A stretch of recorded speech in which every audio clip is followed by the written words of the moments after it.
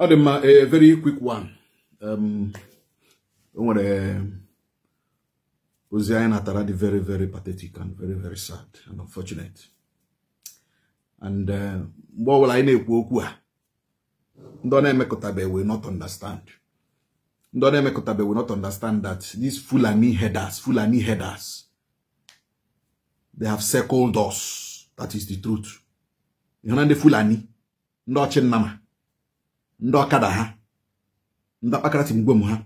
They have circled this area, Imo State in particular. I will play you a video. This woman here now. Yeah, one gara here. Gara ubi. Onyama lango bala. One gara ubi. Go jikutere. The Fulani Herdsmen we boye ni moya. Boye ni mubie. I will play you the video. Gonna hold one issue was a apple. Put one issue now, ma ya. And they put me here last week. They put me here last week that the government and the youths of each community should wake up. The problem with some youths, if the youths now want to start acting, the government send their police, send the army. You know, that is the only problem. That the government is not even in synergy with what is happening. The government is not even aware of all these things happening. Imo State. Things are happening. Manenugu. You know?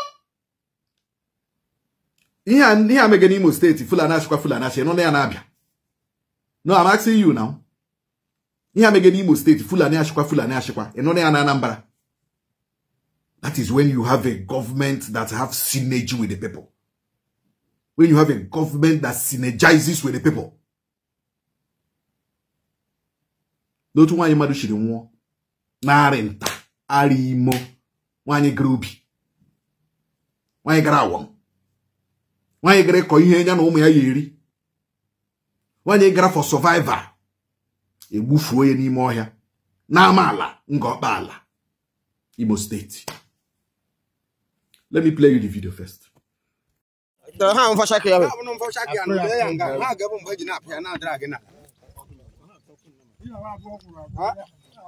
Come, book it up your table, John. Okay. I'll book it up for Obuda. Ah, you be here. Yes, you do. Has slippers here, huh? No, okay.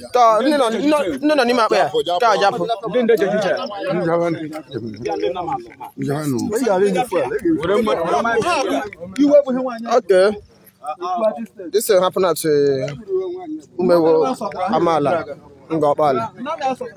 Okay. I'm why in that was Saburu. I'm why in that was Saburu anymore here. After enough dragon. I'm why in that was Saburu anymore here. Club the cops, no. One Ibra was since yesterday. I'm why in that was Saburu anymore here yesterday. And then Nama Fulani Herdsmen. When I forgot to go to Kuran and keep Azua. Huh? Okay, oh. No, couldn't much everywhere. How chocolate nama. Chalocon nama everywhere. How chocolate nama. How chocolate nama. On a cocoa nama sibicha on wine. I think I have Yasu Hap or I don't have. None, I would the woman yesterday. A chocolate nama everywhere. As you can see. I put out to my grand human shut off. And I'm a Tramas community in Gopal, Imo State. One every since Bera was since yesterday.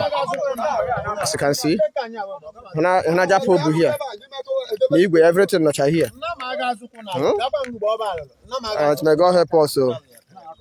Some government of Nigeria when hug him and touching the Kenyans. It's not about shouting and making noise, you know, making video. Enough of all these videos. The youth should come together and prevent these things from happening. That is the most important thing. The youths must come together and prevent such rubbish from happening again. The DSS direct equally self-defense is the best. Because the military will not be there. Police will not be there. DSS will not be there. You protect yourself. I will play you another voice note in the next video after this one. Go no hokwa ihe Fulani Herdsmen no mere. How they kidnapped a man in Port Harcourt, Lotto over here. He kidnapped the man. I will play you the video. Sorry, the voice note. Hokwa no gekwe. I just to the picture of what this man is. You to Nile, don't wait for government. Don't wait for police. Don't wait for DSS. Don't wait for military. They will not come. They will not come. Protect yourself. Stand up and protect your fatherland. Uzodinma.